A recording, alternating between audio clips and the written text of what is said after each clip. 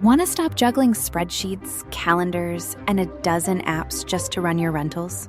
Lodgify makes it easy. It's an all-in-one toolkit for hosts. Build a direct booking website, automate guest messaging, and keep all your channels in sync. Running your rental business your way has never been simpler. And for Good Morning Hospitality listeners, you can get 20% off any yearly plan with code GMH20. Just check the link in the show notes to get started today. Welcome to Good Morning Hospitality, your one-stop shop for the latest news, noteworthy trends, and thought-provoking discussions across the industry. From hotels to short-term rentals to all things travel and hospitality, you'll find each episode equips you with the information that you need to start your week. Join us on Good Morning Hospitality every Wednesday, wherever you get your podcasts.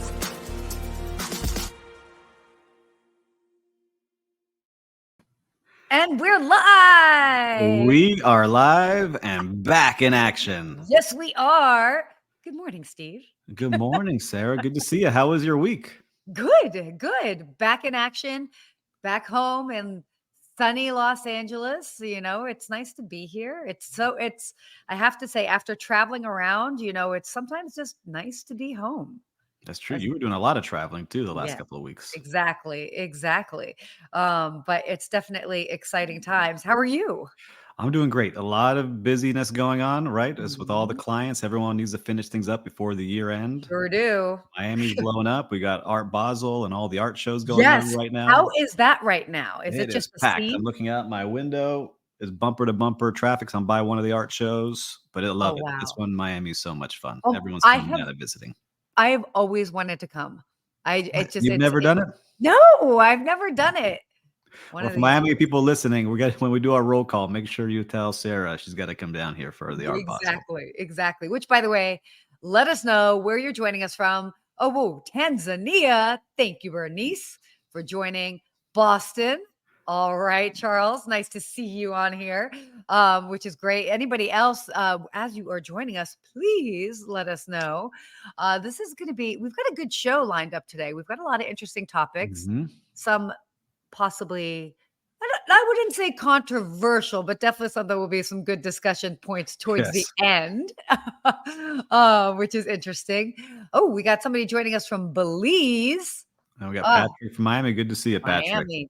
There we go. Very cool. It's so cool. We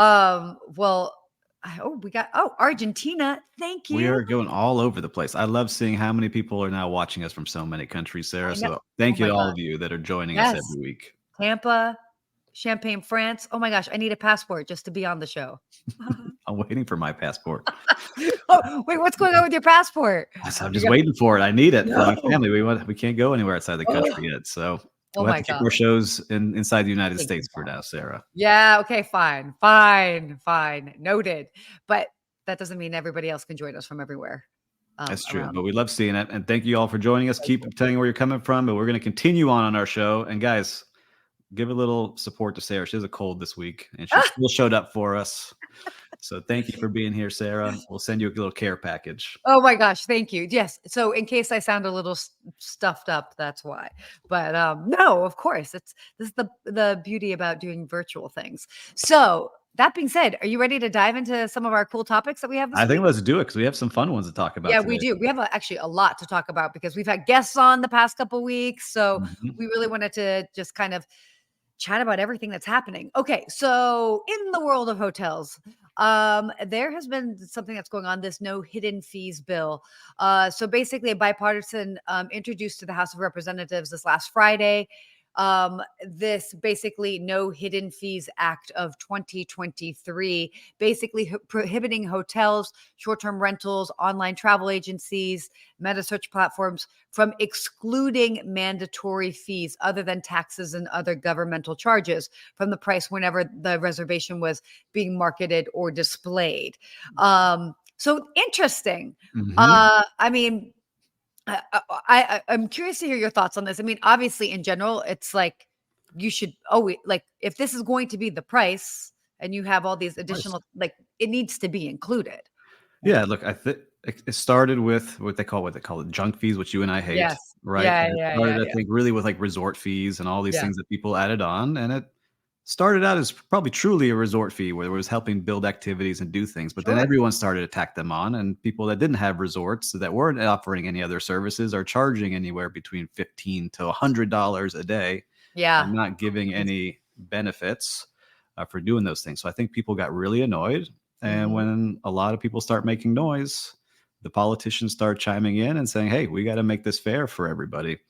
And so that's what's happening. Think it's a little weird that they're getting involved in that, but I understand it as well too, and certainly from, again, because we've talked about this before when we were talking about like junk fees, but it's like if it's actually going towards something, people don't have a problem paying for it, but it's also, we know it's a way to basically make the rate look lower. Yes, where it should be included. Like I even think about, when somebody pays for rent, like, do you have to think about paying for water and electricity for the building?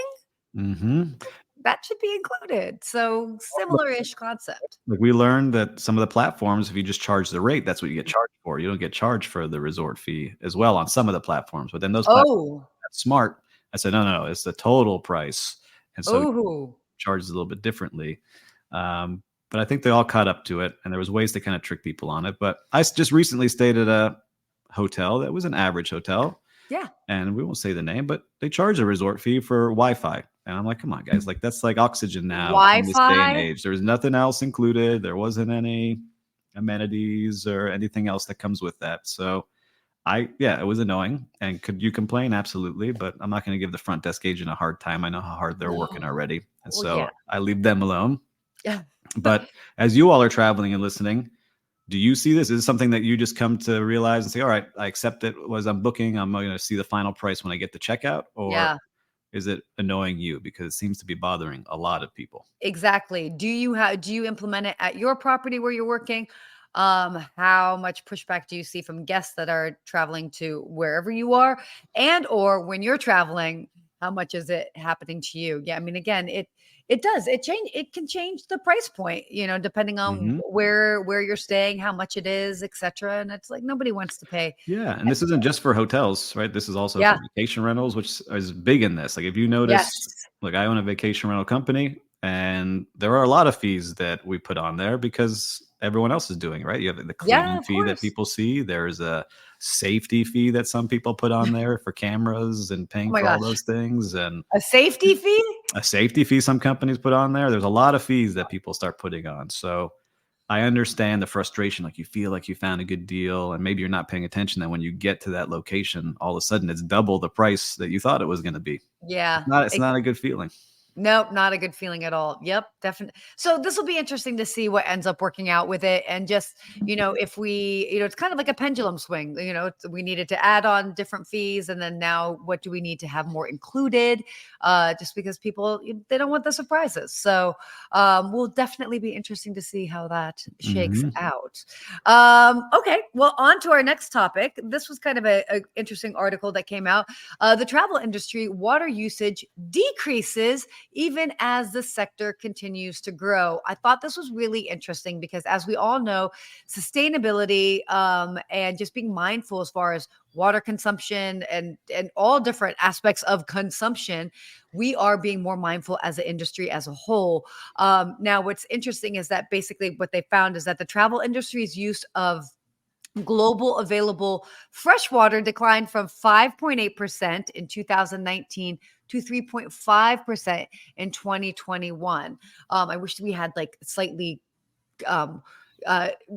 more recent numbers, but it was really interesting to see is that basically, compared to other industries, we are making an impact, especially because we're actually growing as an industry. So that's why this is such an interesting report that came out.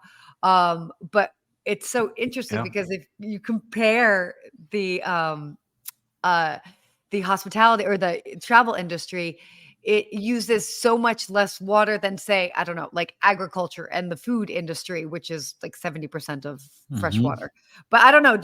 I know you were reading this as well, too. Yeah, I was reading this. And look, I want our listeners and viewers to imagine you're walking through the back of house of a hotel, especially the kitchen. What used to drive me crazy was seeing how much water we would waste in hotels. Yeah. We're just like leaving a faucet open to defrost something for hours because you forgot it, or thinking about how we're hosing everything down in the back of house, or even the front of house with all the beautiful gardens and flowers, how much water goes in there. Yeah. But hoteliers got smart. It's like, all right, yes, we want to be sustainable, but this is also a cost savings to us too. So yes, we can be good for the environment, also have a cost savings on our water bills. It's a win-win for everybody.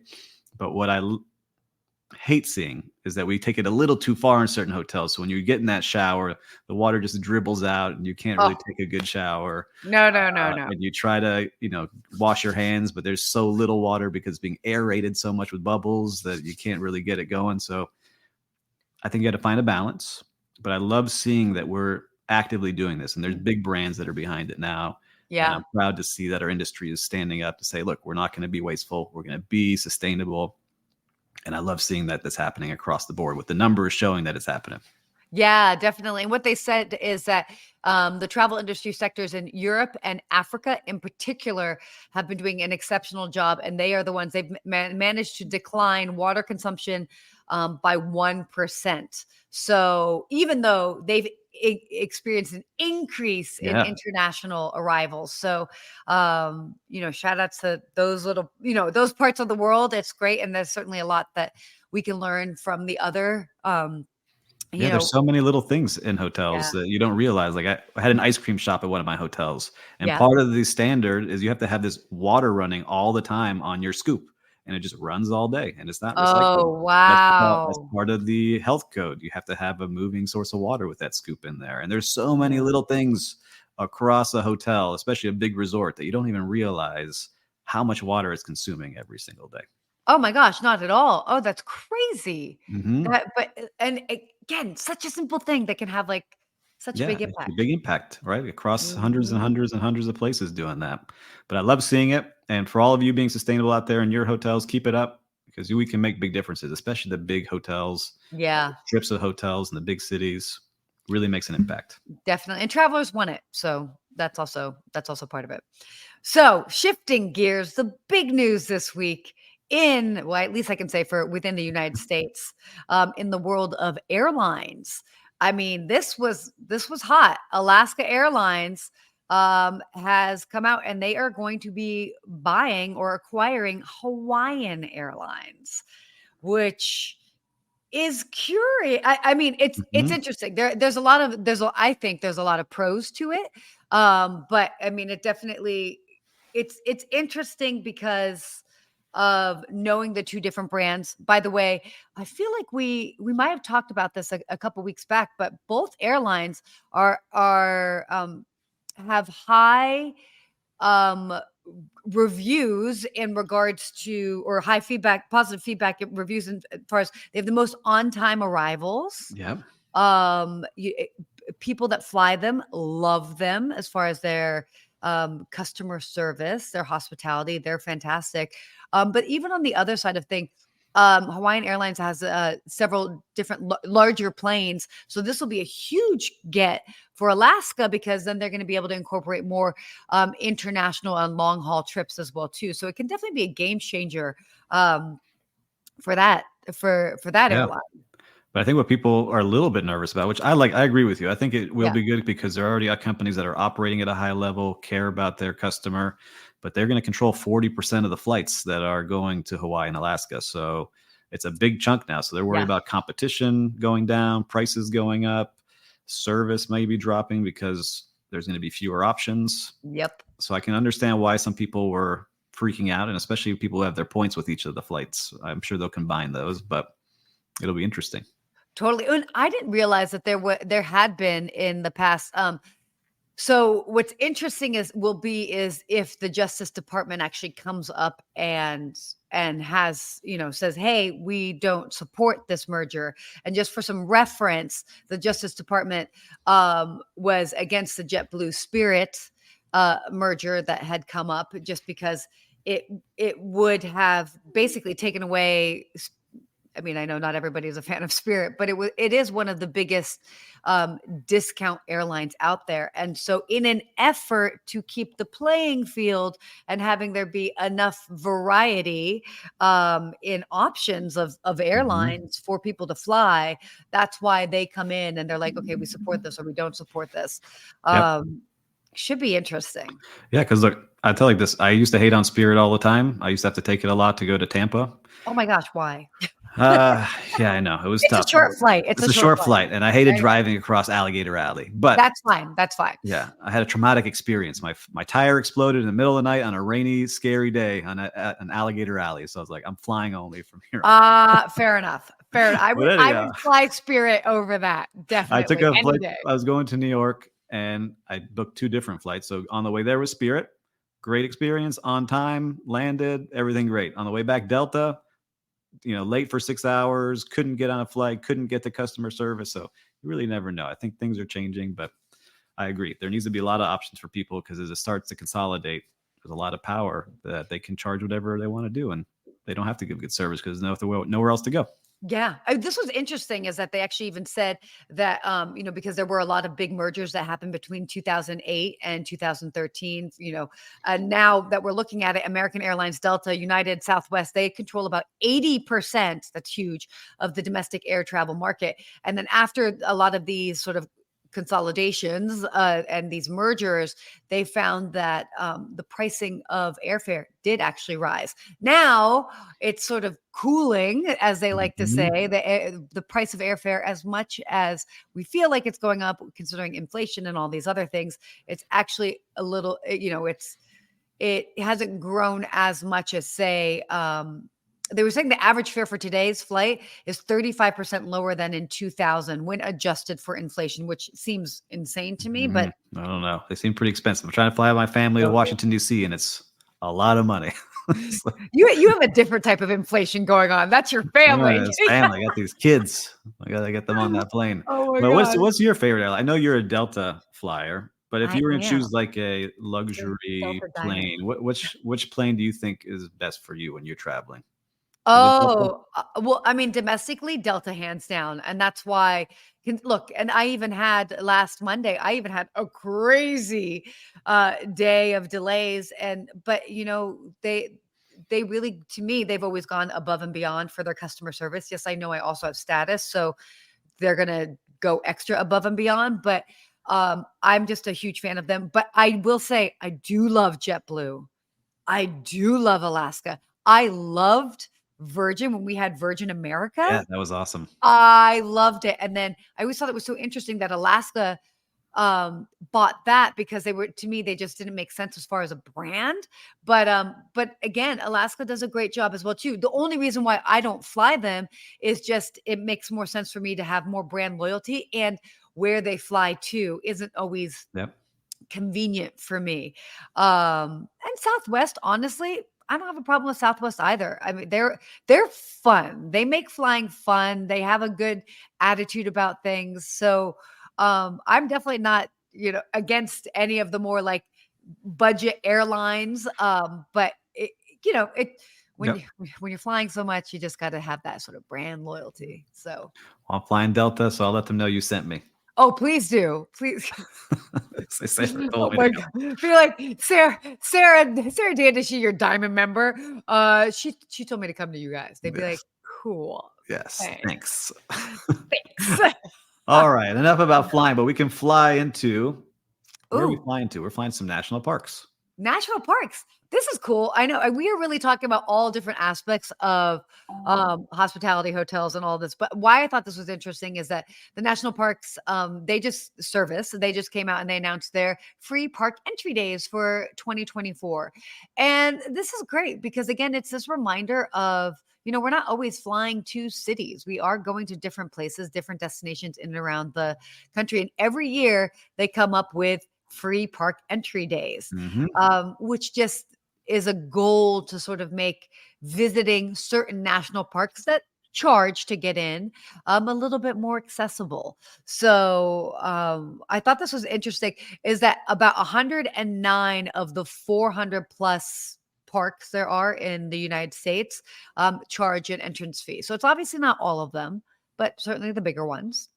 Yep. Then, so do you have any? Yeah. First, I want to give a shout out to our super fan, Jeremy, who just joined us. So Yeah, every Jeremy. episode, Jeremy. You've been on every episode, so we're going to keep shouting you out every time. Lemon picking. Oh my gosh. Wow. He's Mr. Hospitality. Lemon picking on his day off, hopefully enjoying. I love it. But national parks, which I love seeing, more and more people want to be outdoors. Yes. And I think that was one of the great things that came out of the 2020 pandemic was people got outdoors, started seeing what our national parks had to offer. And with that, all these hospitality companies that started to pop up to give these ultra cool experiences at these national parks, whether you want to do glamping or like in this upscale roadside motels or get a cabin, right? There's all these different options that you could do to kind of have that reconnection with nature. And I found myself doing it more and more. Yeah. And I love it. I had never really explored the Everglades down here in Miami. And that's so cool. I love going and checking it out. And there's so many other national parks I want to go to because I've been to Yellowstone and I want to go see all the others that are like the big name ones, but I know there's like a lot of cool little ones all over the place. I haven't even been to Yellowstone. Oh, you should go check it out. You got to go see Old Faithful. Yeah. Yosemite's where I would love to go. Yeah, no kidding. So, but again, you bring it at such a great point is that, again, just keeping in mind, like all the different hotel and or short-term rental options. And short-term rentals. Mm-hmm. Yeah. For people that want to go and glamping. I had a glamping experience. I got to go to Bryce Canyon as well as Escalante in Utah. And it was so cool. It was just great to like be out there and have what was like a hotel bed, but being in a teepee that was already, tent that was tent teepee, whatever, same thing. Yeah. Already made for me because let's be honest, I'm not putting together a tent. Like that would take way too long. And I'd probably just end up sleeping under it. But there's more and more of that. I want to reconnect with it. That's why I'm working on a glamping site here outside of Miami because it's built for something I need air condition because it might be a little hot. I would like to have my bathroom there and a comfy bed, but still be connected to nature and be able to get out to these places. So I think we're going to see more and more because I've been talking to a lot of hotel CEOs on the other podcast I do. Yeah. And they are saying that they're investing heavily in this. And one is because people want it and people are asking for it. But two, you can make an ultra luxury tent at half the price of a luxury hotel room and still get the same rates. So it's good for the guests, it's good for the business, and people are doing it. So I love seeing that national parks are inviting people to come explore them and reconnect in nature and really have a different kind of experience. Yeah. So if you guys are listening, let us know if you have a favorite national park that you like to go to. Which one would you recommend for us? Because we're looking. I know Sarah and I are going to talk about this offline because I think we need to go check them out more and more because there's not many countries that do this, that have so many national parks. I think we have the most in the world. Yeah. My cousin lives in Idaho and there are so many national parks near her. And I mean, so it's on my list. I'm gonna be going somewhere. We're doing it. Yeah, we're doing it. We're taking Delta to some national parks. We're getting rugged. Okay. Oh my gosh. Now down to the topic that I've been the most excited to talk about: tipping. I posted about this online on my stories on Instagram. I had so much feedback. I know that we have a lot to say about this. Tipping, is it getting out of hand? What do you think? I want to say yes. However, there are a lot of positions that are underpaid, and I don't mind tipping them if they're doing a good job. Oh, 100%. We should actually start the conversation with a disclaimer. We absolutely are in support of tipped positions. Yes. And whether it's servers, housekeepers that like often people times forget to tip, the bellmen, pool attendants, beach attendants, like there's a ton of people out there. Yes, totally. Tip, please be generous. What we're talking about is now we're seeing this trend that people are adding the tip option to everything, any service that is being offered.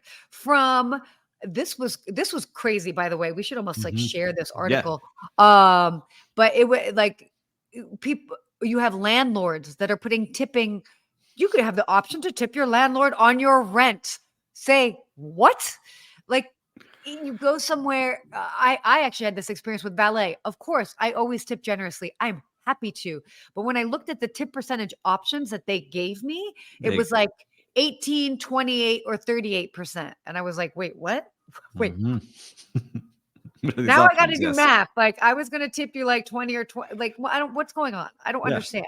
So why I feel like it's a problem is I feel like what it's doing is that it's exhausting the consumer. And then it's making an impact on those traditionally tipped positions that at that point, they're like, man, I got to tip again, whether it's for dinner or at the bar, things that people are used to tipping on. But it's like, they feel like at every corner, somebody's turning around a little tablet and being like, would you like to tip for your service? Yeah. It's a lot. And our international client, our listeners, I'm curious, this is not part of your culture in a lot of countries. So no, it's not. Can you let us know in the comments here if you're seeing that creep into your culture of tipping? Because I know a lot of places it's salaried servers, salaried chefs, like all these things are salaried. So tipping is not there. So when they come to the United States, I'll never forget. I was working at the Delano Hotel on South Beach. Guests from a European country came over, had a $10,000 bill. So the server's all excited. I'm going to go home with a ton of money. 0 tip. Right? Wow. Because it's just not part of what they were used to experiencing. And I had to go up and ask, is everything okay? Was everything all right? And they're like, yeah, everything was wonderful. And I said, well, customarily, you leave a gratuity to your server. And they threw their wallet at me and said, rob me, take my money. And I'll never forget that because they were screaming at me. And there's a restaurant at 1 a.m. after spending $10,000 and left with a bad experience. God. Right. So that's why I think service charges you see popped up in a lot of hotels, especially in my area. But yeah, you're right. Like, when I go to a gas station, do I want to tip them for the soda or water that I bought? I mean, I guess the argument someone makes, like, well, someone had to stock it, right? Someone had to put it out there. Yeah, this is true. Right. This so is true. it becomes a lot. So wait, question for you. Now, this is interesting. Bernice said tipping should be made when satisfied with the service. So agreed. I agreed. And by the way, tipping is, I see it's a form of gratitude, like thank you. And especially if somebody goes above and beyond. Again, we are a pro tipping community here. We definitely get it. I know that we both had jobs that relied heavily on tipping. So we're definitely for it. But it's like being mindful of, is it getting out of control in other aspects? I had a videographer send me an invoice and there's a line to tip. And I'm like, yeah, same with social media, but it's like built into these systems. So I had a social media company helping me. And again, would you like to leave an extra gratuity? And it had buttons. And I was like, I just paid them a lot of money. Like, what is going on here? Totally. Or there are some places, like some medical places, so it's like that, like I go to, whether it's like you go to get, it's interesting because it's medical. So whatever, we can have this conversation here. I'm going to tip you to make sure you give my surgery good, right? No, but I'm talking about like places that do like beauty things, like Botox or like the, different services or like laser hair removal. This is a very weird conversation. There. But like I see Antonio saying tip to ensure promptness, but then you'd be giving money beforehand, right? So yeah, I'm not a fan of before because I mean, in certain cases, yes. Antonio, you're from Mexico. Antonio, are they doing tips beforehand in Mexico? I don't know. Yeah, Cancun resorts, I think they include it all. Yeah, I just like it as like a sign of gratitude after the fact. Yes. And the percentages not getting out of hand. But the other thing to keep in mind is, I do have friends that work in a restaurant and they have to tip out based off of the amount that they sell. Yes. So even if they don't get tipped, it costs them then money to tip out. No, that's not great. Obviously, that's not a great system. That's why I like what Danny Meyer was trying to do, right? And Danny Meyer was trying to do it with his restaurants, and they actually pulled it back.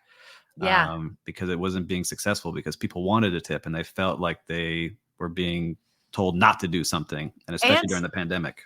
Some of their star employees actually noticed a decline in the amount that they were making because they did so well with the tips that they were able to earn from delivering exceptional service. And now they weren't getting that extra money that people were tipping on their own accord. Yep.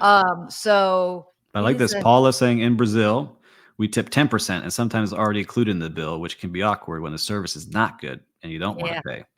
And then Antonio came back and said the tip is earned in Mexico. They work for tips and is not given in advance, but only if earned. Yes. All right. So every part of the world's a little bit different. I love our international crowd here today. No, me too. Telling us what's going on across the globe. Gosh. Wow, I'm looking at the time. We should kind of but where are we? Oh, we talked too much about tips. You can tip us after the show. We'll have a button and you can tip us after if you like. You can give us a tip to talk less. That's our tip. Okay. Real-time recap. Where have you been? What have you noticed out there in the wild? This was a fun one. So down here in Miami, a newer food hall opened, which I'm not usually a big fan of, but they opened one called Julia and Henry's. And it's right in the heart of downtown Miami. And it's 3 stories, really cool, high-end eateries. But what I love the most is they had a little kids club in it.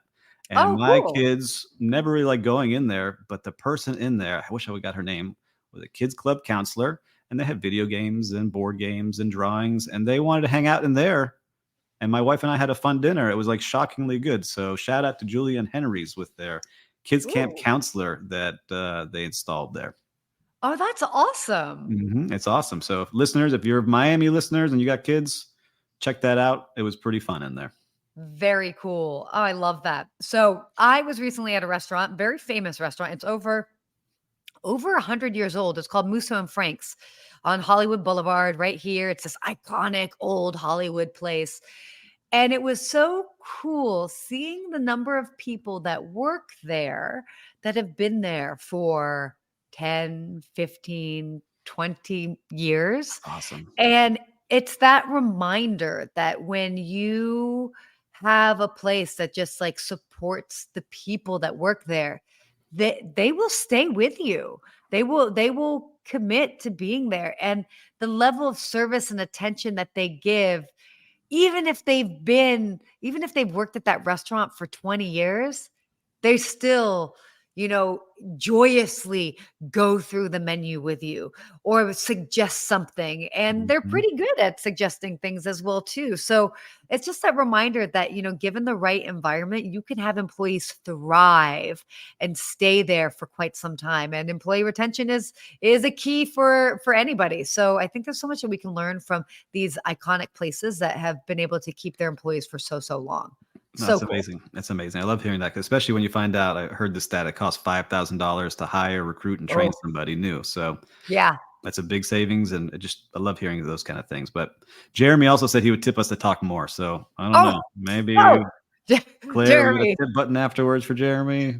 They're too short. Well, I always like to say we would rather leave you wanting more than overstay our welcome. Yes, I like that. So that's what that is. Our hospitality quote of the week. This is a good one. Ooh, okay. We make a living by what we get, but we make a life by what we give. That's by Mr. Winston Churchill. I think that's so great. And kind of going through and seeing that, it's just a reminder because we are in an element of the service industry and we get to give so much and we get something out of that. And it's an industry that you get paid in being able to create these moments and experiences for other people. And you can't put a price tag on that. No, and I love too that hospitality companies in their communities can have a giant impact by supporting the community too. And so they can give back and be a good neighbor and improve the community they're in. So I love this quote for all those reasons too. Yes, definitely. Oh, we should talk about that on a future episode. Let us know about basically how different hospitality companies are giving back. And making a social impact. Social impact is super huge. So definitely going to be a conversation for a future episode because there's so much that we can do considering that we're so much a part of the community. It is true. I love those kind of companies and I have one that does the same. And Biscayne Coffee, 10% of sales goes to help save Biscayne Bay. Next time I'm going to need to have some coffee with me. We're going to do it. We're going to set it up here for everybody. Yes, finally. Okay. Well, wow. We could talk forever on all of these topics. I hope you guys enjoyed it, especially the tipping conversation. I know we got a little bit riled up there, but this was a great show. Yeah, I love it. I'm excited to get back with you next week. I missed that we have to do these just once a week. Maybe I know. Jeremy's tip, and we'll do them twice a week. We'll get into it. Jeremy, if you're tipping, we're coming back for more. But please make sure, comment, subscribe, share with your friends. We would love to be able to reach even more people around the globe. And we're very appreciative of you listening today. Definitely. Thank you guys so much. If you have topics you want us to cover, let us know. Otherwise, like, subscribe, follow, all of the good stuff. And until next week, make it a good one.